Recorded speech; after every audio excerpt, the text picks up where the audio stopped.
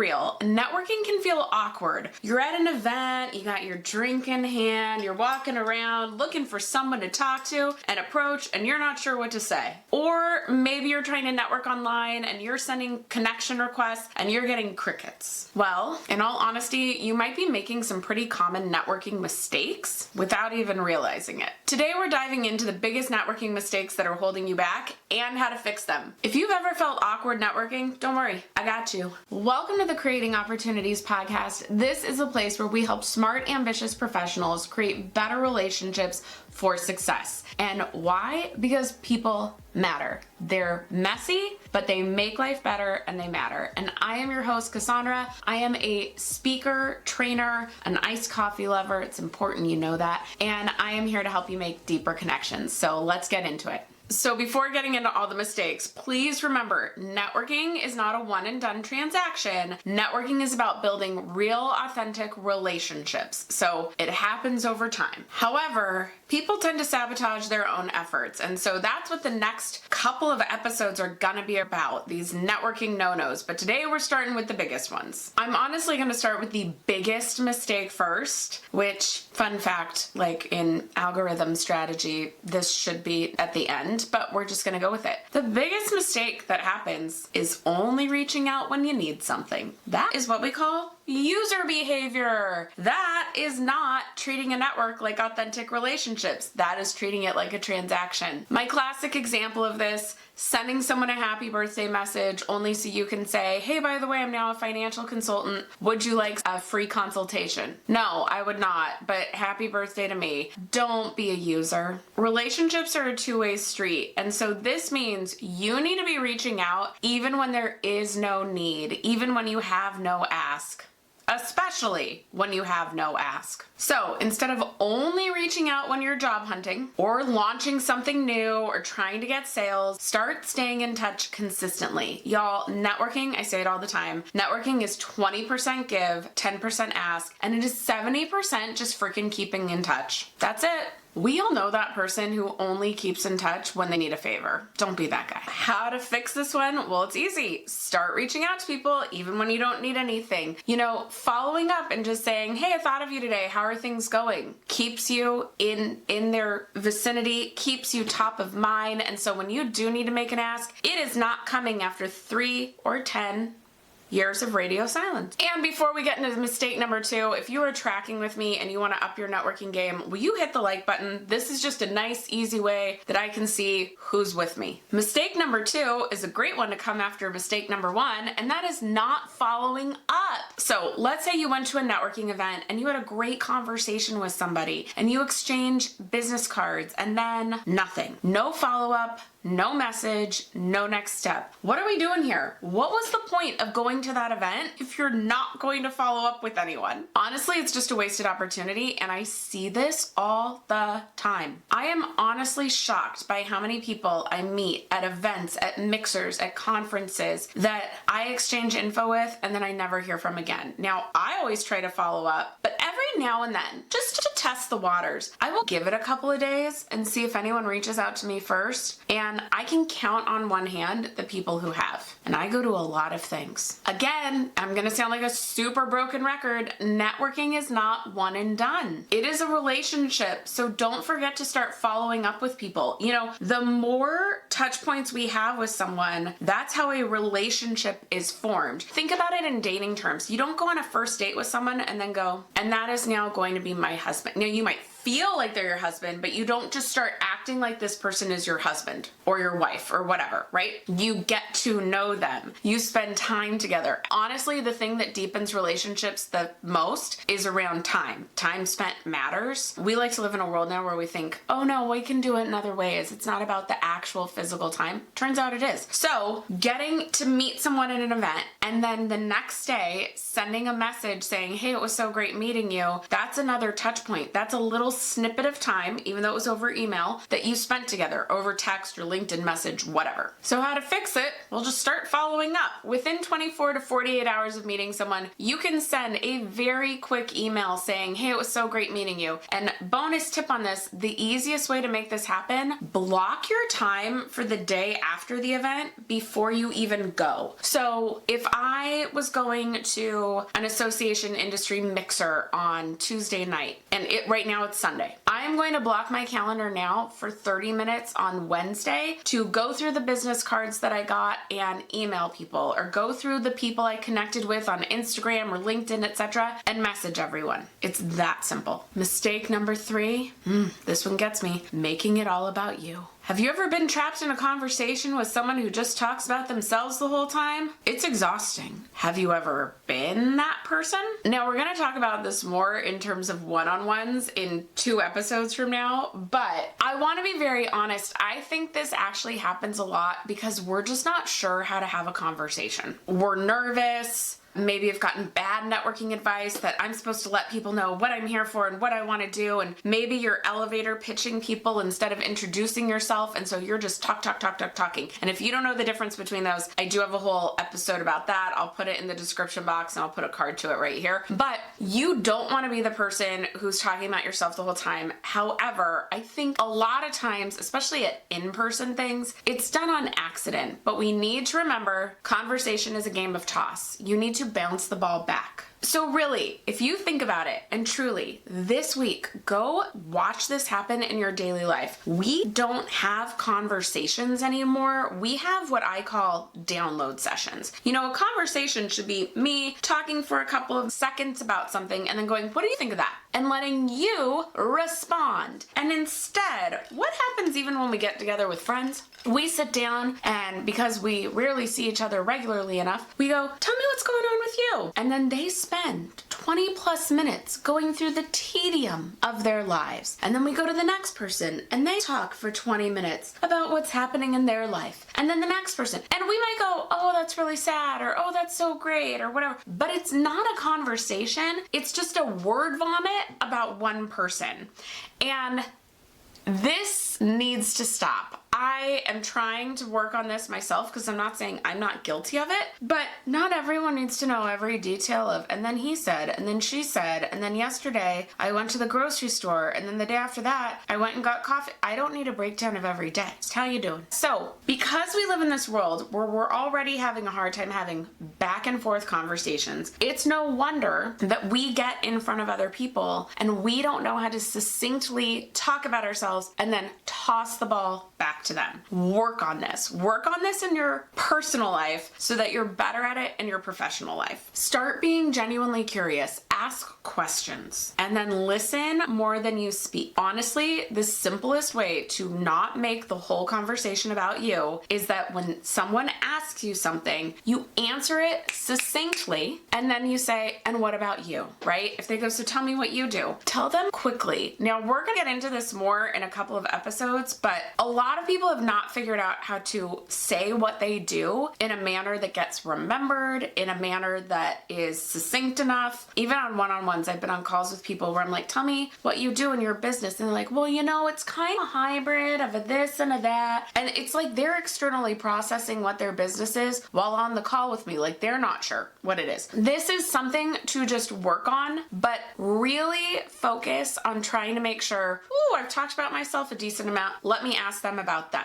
Whether it's at an event in person, whether it's on a Zoom call, etc. Mistake number 4, not having a clear ask. So you've built a connection and you now need help, but your ask is vague. People can't help if they don't know what you need. Job searching is a perfect place to give an example of this, but honestly, I see this happen with my business friends talking about who their ideal client would be, so I can refer people, etc. And also, let me back up a step. While I think most asks should be done down the road, if you are going to an event or going to a coffee chat with someone, you probably do want to have some sort of ask in the back of your mind, because people love to go, well, tell me, how can I help you? What can I do for you? And you want to have something very specific that they can help you with. This should not be a generic thing like, well, I'm just always looking for new opportunities. No, but going with the idea of why this is so hard to do. people don't have a clear ask because we're afraid we're ruling something out. Again, job searching is the easiest, and I can use myself back in the day when I worked in television as an example. I worked in casting at Wheel of Fortune, and I really wanted to get into television development. But honestly, bottom line, I just wanted a new job. My time there was fine. I just needed to move on. I wanted a new job. And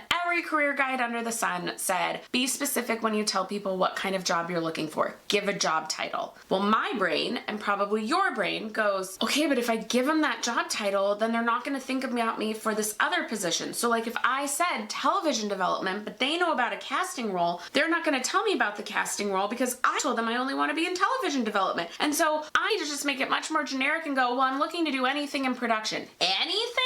Like, no, it doesn't work. When we're that unclear, no one can connect the dots for you. And honestly, people need to put you in a box before they can take you out of it. So it's no wonder that at that time, I had a really hard time networking and getting new opportunities for different work within television because I was just going, oh yeah, I'm looking for something new. Like I'd kind of like to be in development, but I'd also be in casting. But you know, anything behind the scenes would be interesting. But people don't know where to place you. But if I had said, oh yeah, I work in casting, but I'm looking at television development. If someone heard that and then they went back to their office and someone said, hey, we're casting a new TV show, they would probably still reach out to me and go, hey, I know you said you want to work in development, but there's this open casting position.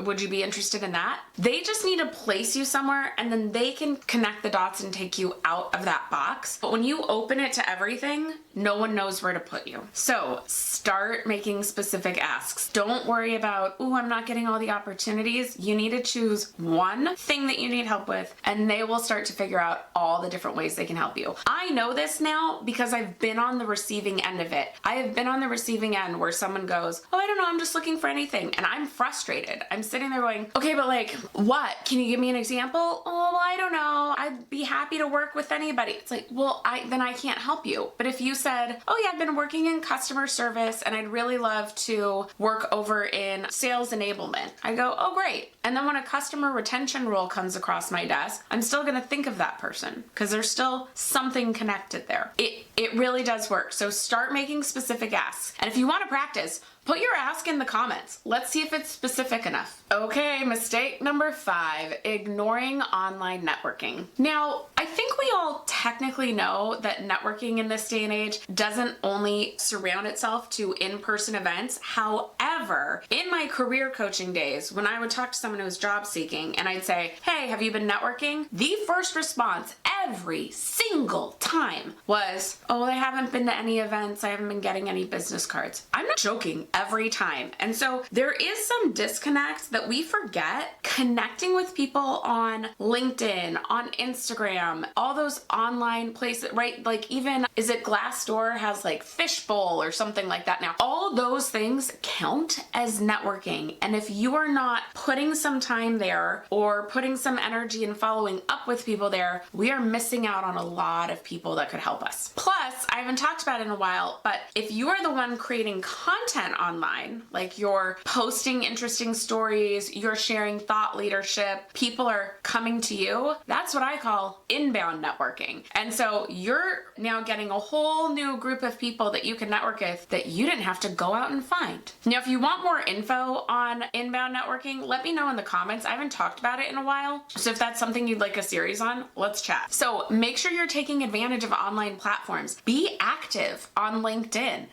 Start commenting on posts, start connecting with people, and then maybe be brave and post something of your own and watch your network begin to build. I promise you, networking does not have to feel awkward or forced. It should just be having a conversation with someone in your professional world that builds into a relationship. By avoiding these common mistakes, you can start building and growing professional relationships that create new opportunities for all of you. And if you want help reaching out to people, whether it's following up after meeting an event, reconnecting with someone from college, etc., I have a free connection messages guide. You can grab that in the description box and show notes. It has templates for all types of scenarios so you can start reaching out and connecting with confidence. You walk into a networking event ready to make connections. You've practiced your intro. You've got a strategic plan. You've even got your stack of business cards ready to go. Are you actually setting yourself up for success? Or are you making the same mistakes that kill opportunities before they even start? In continuing our series on networking no-nos, today we are talking about the biggest mistakes I see at networking events. In-person events are a gold mine for networking, and honestly, once you learn how to network well at events, it's fun and not torture anymore. I know some of you right now are like, are you kidding me with this? I promise you it actually can be fun, but we have to make sure we're not making mistakes. You have to be approaching these events the right way, because too often people show up with the best of intentions and still leave empty-handed, or worse, with a stack of business cards that honestly mean nothing. So let's make sure that's not you. Okay, mistake number 1, treating business cards like confetti. These cost money to make. We don't want to just be to everybody. You want to be giving them out at the appropriate time and to the right people. I am not making this up. I was at an event where there were a bunch of tables, right, with people like vendors with stuff. And I watched a woman walk around with her business cards in her hand and go up to somebody and go, "Hi, who are you? Oh, great. Here's my card. Hi." And then she just moved on to the next table. Did not ask them a question, did not ask them a product, didn't even really tell them what she did. She just went around and then went to the next table. "Hi, who are you? Here's my card." It skeeves me out so bad. That is not how we network. No one is gonna go home with that card and go, "Oh yeah, this is that woman who just randomly handed me a card. Let me just send her an email right now. Can't wait to talk," since she didn't want to talk with me at all at the event. It doesn't go well. So don't be passing your business cards out to everybody. Now, also, don't ask for cards immediately. This one is also mind-boggling to me. I may have told this story before, I'm not quite sure. I was at a networking mixer that overall I really enjoyed, but I met this one person who immediately was like, "Hi, what's your name? Do you have a card?" And in my head, I'm just going, you don't know anything about me. You didn't even learn my title yet. You don't know if I'm a great connection for you, etc. It just felt like you're trying to collect cards. And he truly was. He was like, "I'm a connector. I'm great at connecting people." And he walked me over to a table where he had old school binders full of cards, and he just added my card into the sheet. Like, it's like, y'all, if you go to Staples, they still sell these for the younger people here. There are inserts in 3-ring binders where the inserts are for business cards. Like, you just do business cards in them. And this guy put my card in a business card insert in there. And I thought, well, this doesn't do anything. And no shocker, hasn't connected me to anybody. And frankly, after that interaction, I will be honest, I didn't follow up with him. It just kind of skeeved me out. Because as much as he said he was a connector, how could he genuinely connect me with anyone when he didn't even know yet what I actually do? So instead of just grabbing cards, make sure you're waiting until you've had a conversation to go, "Oh, this is so great talking. I'd love to get your card." It doesn't mean that you only get cards from people that you know, "Hey, they could help me with this exact thing," or "I know the perfect person to be a referral for them." Essentially, getting a business card is asking for someone's contact info. And you would not walk up to someone at a bar and go, "Hey, can I get your number? Hey, can I get your info?" before having a conversation. That would be creepy as all get out. You would talk and then go, "This has been really interesting talking. I would love to take you out. Can I get your number?" Right? You wouldn't meet someone that becomes a potential friend at a birthday party by walking up to them and going, "Hi, person sitting at the table eating cake. What's your contact info? I would love to chat with you more." When you haven't met them yet, you have a conversation at the table. "You know, it's been really fun talking with you. Is this strange? Would you like to get lunch sometime? Do you want to hang out again? Let me get your number." Same thing here. We need to have the conversation and then we ask.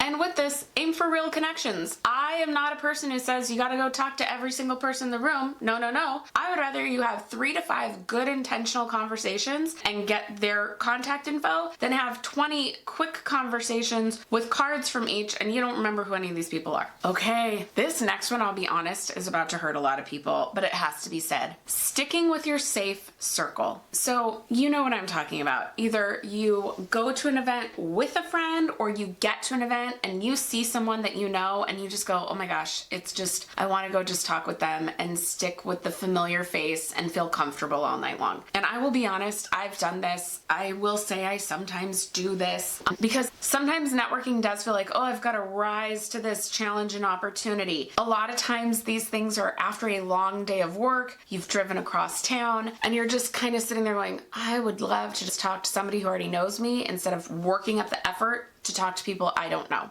But it defeats the purpose of networking. So instead, challenge yourself to go meet someone new. Meet 3 new people, and then you can introduce them to the person you already know. That's as easy as it gets. But with this, I'm gonna say something that I know a lot of people don't want to hear. This familiarity and wanting to stick with your circle is why I don't recommend going to events with friends. Or if you're going to like a conference and your friend is going to, and you're gonna split a hotel room, things like that, make sure you're both making very different plans for the day. Sure, meet up for dinner, sit together maybe at one coffee chat or something like, or one lunch, but you don't want to go to things with a buddy. It just becomes way too easy to stick together, and that's not why you came. And also, if you go into an event with your friend next to you and you guys are together, you are not giving off the energy that you want to meet new people. Not to sound woo-woo, but it's true. Like, you look like, I've already got my person, I don't need to talk to new people. And it kind of makes you unapproachable. Again, I'm gonna relate it to dating and romantic relationship things. You know, there's that thing of like, if you want someone to ask you out, you can't be, if you were in high school or even junior high, you can't be standing with the group of your girlfriends the whole time. If you want that boy over there to ask you out,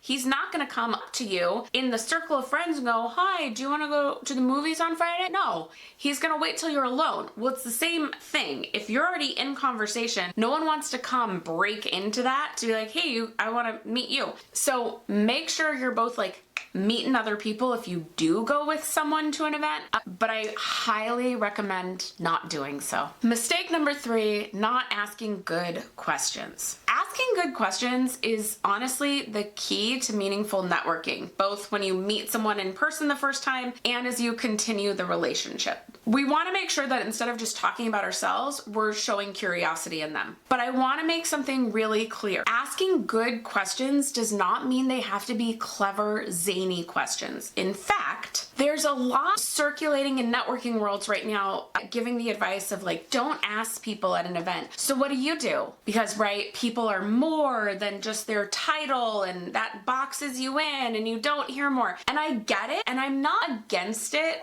but if you do ask it, I don't want you to shame yourself for asking it because it's such a natural thing to ask. So for example, I was at this 2-day conference here in town and I walked up to a group of women I don't know and I said, hi, I don't think we've met yet. What's your name? And she told me her name and she looks at me and she goes, so what do you do? Oh shoot, I forgot. We're not supposed to ask. So what do you do? As if networking at an event is not stressful enough and awkward enough to most people. I overall find it fun now, but I get most people find this stressful, and now you're having to sit there and feel shame because you didn't do it right and you asked what do you do, and you're going, they told me at the opening session not to ask people what do you do, and so I've already screwed this up. No, I've honestly had that experience a couple of times now that I feel like this has to be brought up.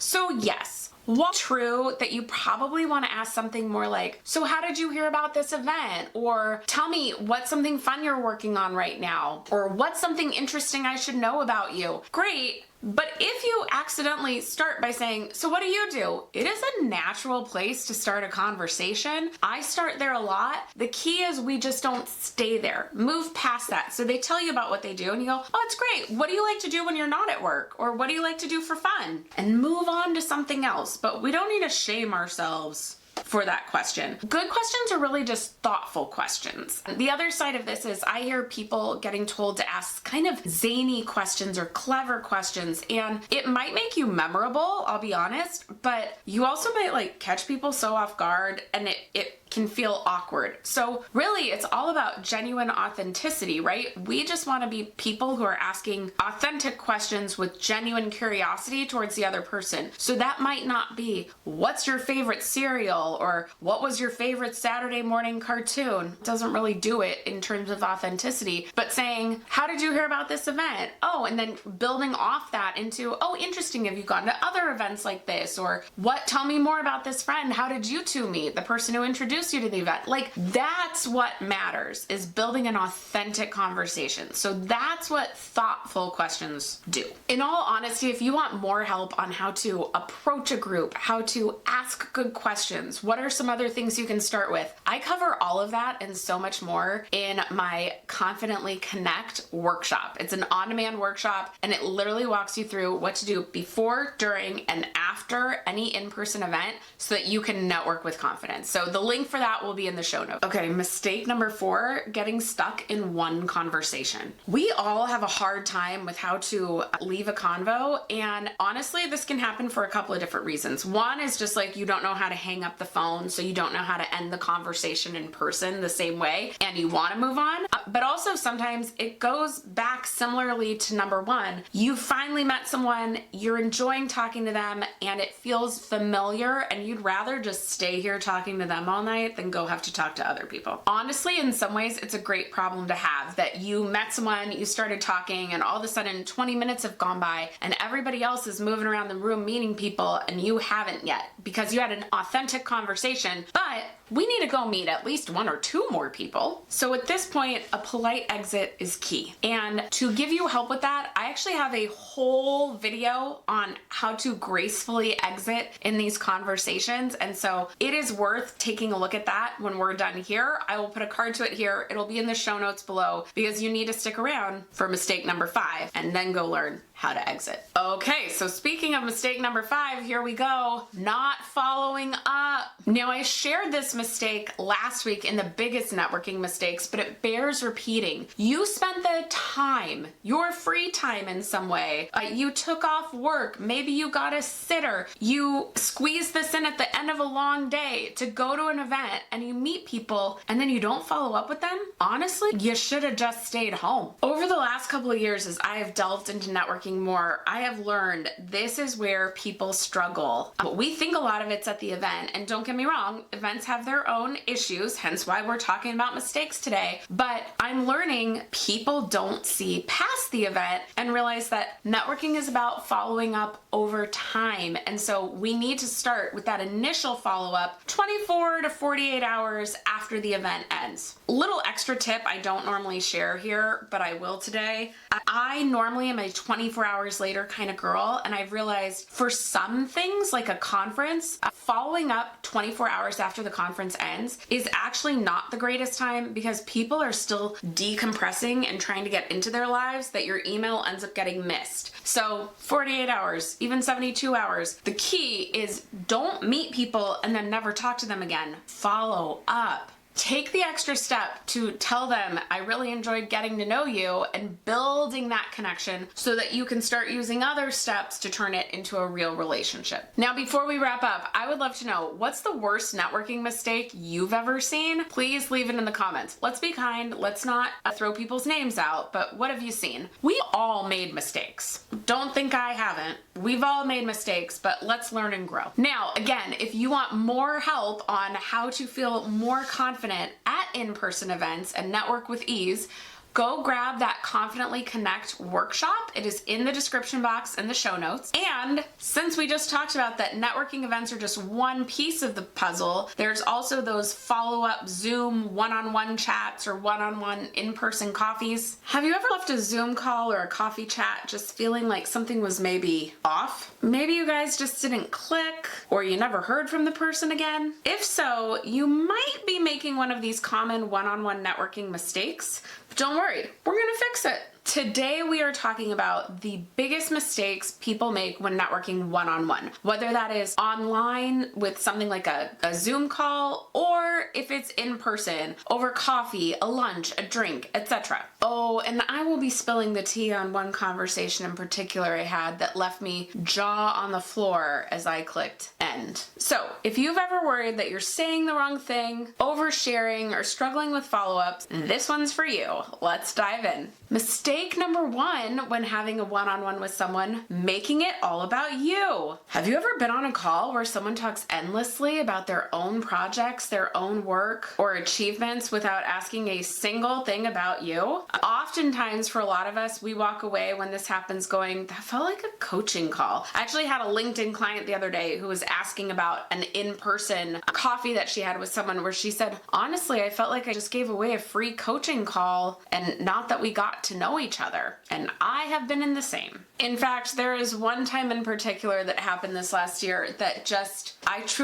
got off the call shocked. During the call, I had this moment of like rising above myself and going, is this really happening? So it was somebody I had met at an event, and I did say at the event, like, hey, if, she was earlier on in her own becoming a coach experience, that I said, well, if you need like help on any of that, I'd be happy to chat with you, but like we should talk and learn more about each other. We could help each other. And so there was an offer of some advice, but also get to know each other. So it took a while to get on the call, but once we finally had it, it was all about her from start to finish. From the moment we both got on and both had our dogs on the call, it was about her. She did at least ask what my dog's name was. That's the one thing I'll tell you she asked about me, what my dog's name was. And then it was all about her, from her own lifestyle situation, where she works, etc., to then everything was me having to ask a question to her, like, well, tell me more about what you're doing for work. And she tells me about it.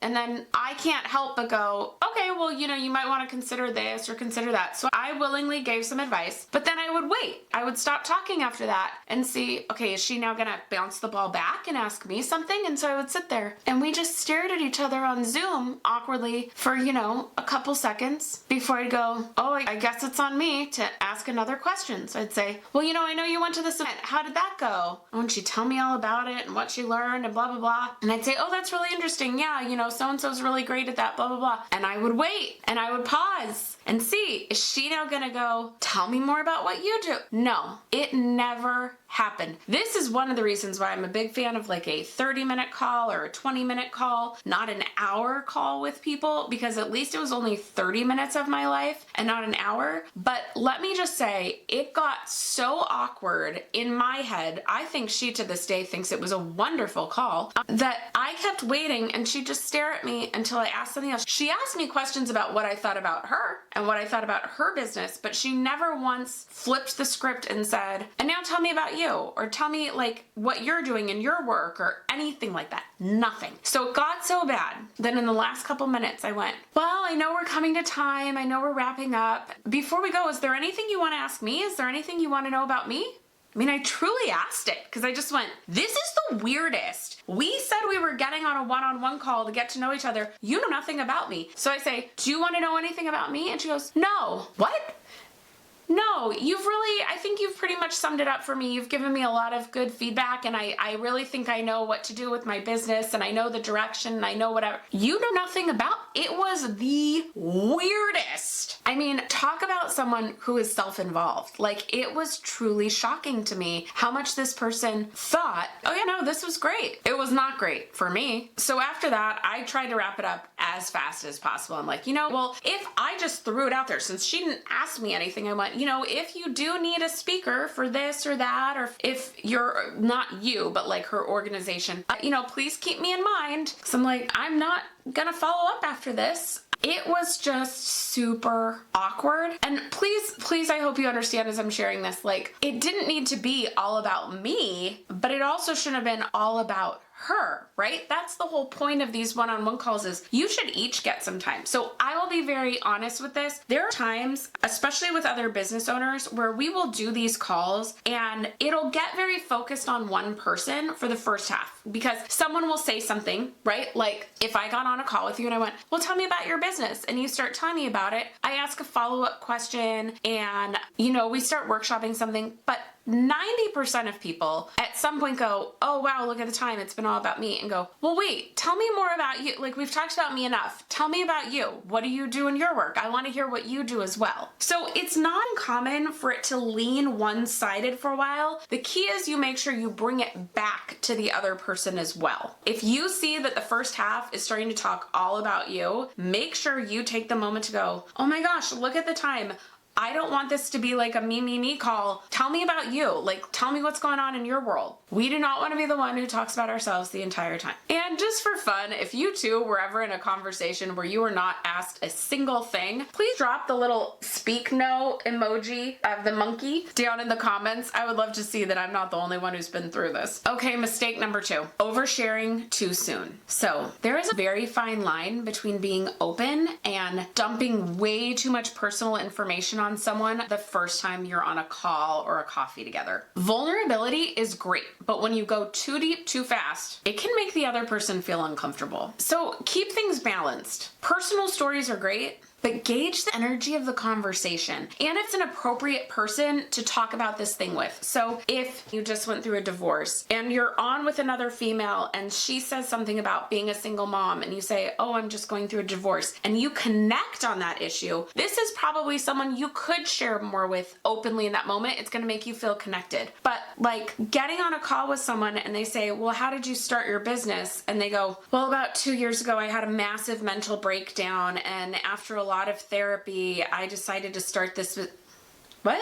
What are we talking about? That's probably not appropriate. I wasn't connected with you on mental issue. And now you're just sharing a bit too much with me that I don't need to know, or you don't need to know if it was me oversharing with you. And when I say mental breakdown, I don't mean like oh, I had a mental breakdown, I watched TV all weekend. I mean like I was hospitalized, like sharing something of like, I was hospitalized because of this mental breakdown and my health is finally stable. You're opening yourself up to judgment because this person doesn't know enough about you yet, right? There is an appropriate time and place in which to be that open, and a one-on-one call probably isn't it. It's honestly very similar to a first date. The networking analogies go with dating analogies all the time. You don't want to go on a first date and unload all your relational baggage. You want to put your best foot forward. So same thing in these instances. Be yourself. Maybe look for openings to connect if appropriate over something a bit more vulnerable, but overall, don't overshare. As the relationship develops, there might come a time where it is appropriate to share more, but that first one-on-one, it ain't it.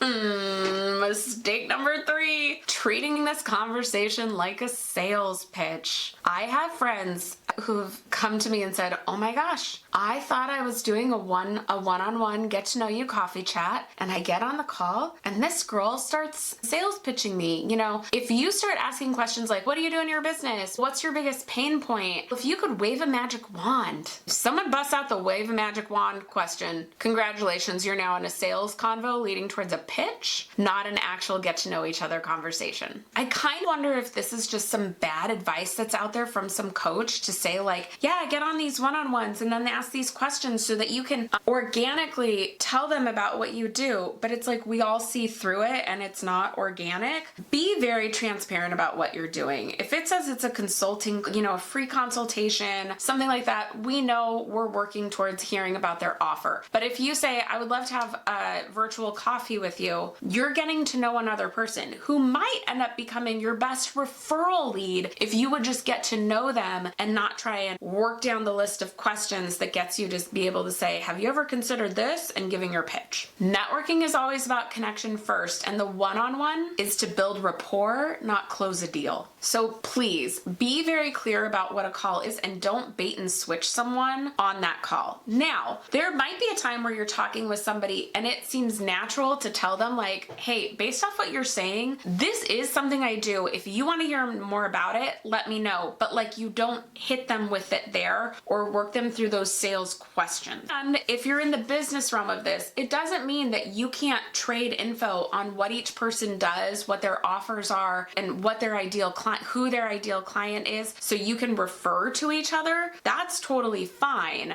But please don't turn a one-on-one call into a sales call. Just focus on how you can get to know them and then how you can care for them after that call. And you're going to be in a much better mindset in those conversations. And honestly, they'll probably pay off to a lot more opportunities than if you just sales pitch them on the first call. Okay, mistake number 4. This one I can tell is definitely from some sort of bad coaching advice that's out there. Having too formalized an agenda. So there are, especially for service providers, I've noticed a pattern that there is definitely education out there that you should come with an agenda to the call. We don't want to waste anyone's time. You start off the call by saying, I want to be very mindful of our time. Here are the things I would love to cover. And you go through it. And even that honestly feels a little too rigid for me. I'm like, I just want to get to know you. Let's just chat like humans. But I get that people have been taught this. The problem is when they're taught this to the point that they cannot deviate from this agenda. That it's, okay, we're going to go through this call and I want to learn just more about your business and what you're up to and what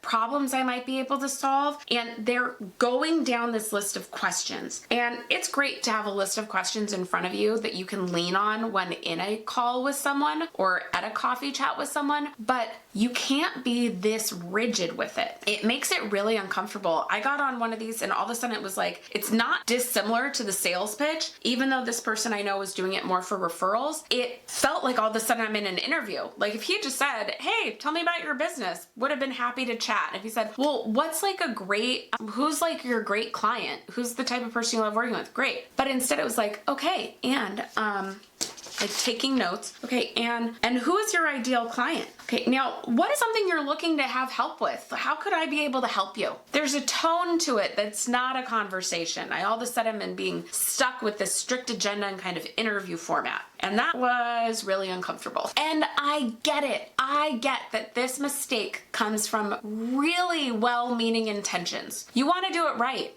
You've got this business that you are trying to take off the ground and you need to make referral partners and you want to make sure you do this right. Or job seekers can get this way about informational interviews and, okay, I've got to impress this person. I've got to ask great questions. And so I'm going to stick to this list of questions. It's very, very common. I totally get it that it's not being done on purpose, but you need to take that education that you got on how to have a call or how to do an informational interview and adapt it to your lifestyle, your personality, and just each conversation that you're having. If you're going down a checklist of questions like an interrogation, it doesn't feel natural for either person. When I was talking about networking in relation to career coaching, when we would talk about informational interviews, that's where you go to meet someone to ask them about their career, their title, how they got to where they are, right, etc., to learn more about a job. I would always tell people, you're gonna prep your questions ahead of time, and then you throw them out the window the second you get in the room. Now, you don't physically throw them out the window. You're gonna still have your notebook there. But if you sit down with someone and you start chatting, and after 3 minutes you find out you both were part of the same sorority or fraternity, or you grew up in the same hometown, or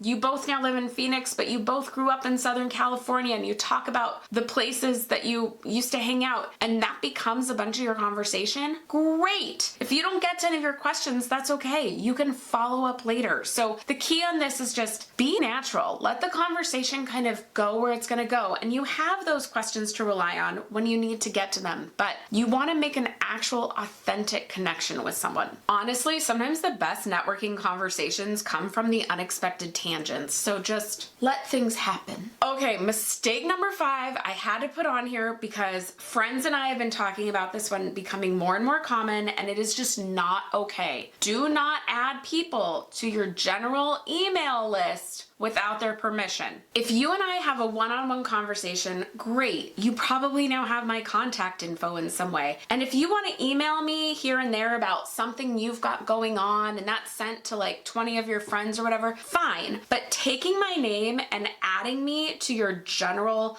business newsletter or a sales sequence, that's not appropriate and it's actually illegal. I did not give you permission and neither did other people. So please don't do this. Please don't take anyone you've made a one-on-one with and automatically add them to your bulk email list. People who've met me and done one-on-ones with me do not go on my newsletter that comes out every Sunday unless they grabbed a freebie or something from me, like my connection messages guide, and said, yes, I want to be on the email list for getting this guide. Like, that's the trade. Great. But if we just have a one-on-one, I'm not putting you on that list. You're going on a list of people I've connected with that I can reconnect with you at different times, but that's it. What I would suggest doing instead of putting them on this big list is create a friends and family list or create a My Network list, and you only email that group at select times. Someone I met with, Nicole, she did a great job of this. She's a financial advisor.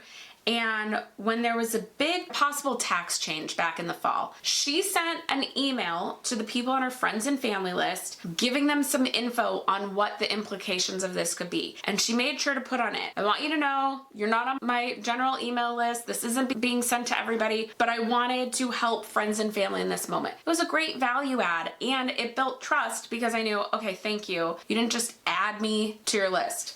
The shadiest version I've had of this is somebody was scheduled to do a one-on-one. Somebody introduced myself and this other person. The other person, definitely higher, more powerful. First, they rescheduled twice, and then they just canceled the call an hour before it happened and said, sorry, I'm too busy. I'll reschedule when things open up. Like, I knew, okay, things aren't opening up. You're never talking to me again. But did she add me to her email list? Oh, she sure did. Not okay. So thanks for coming along with me on this rant for the last one, but it just really needs to be said because this is a terrible business practice. So I hope this has helped you out. I hope if you've been making these mistakes, you know, that's okay. Now is the time to change. Now we know better, so we can do better. And if you got through the list and you went, oh, I haven't done any of those, great for you. And so now that you know how to navigate one-on-ones and events, how do you build relationships that actually last? Well, we're gonna get into that next week. And if you are struggling with one-on-ones in a particular way, please put your questions down in the comments so that I can address those in an upcoming episode. I know these one-on-one calls can be kind of awkward for people or you just feel unsure, so let's make you feel more confident in those scenarios. Now with that, I will see you in the next one.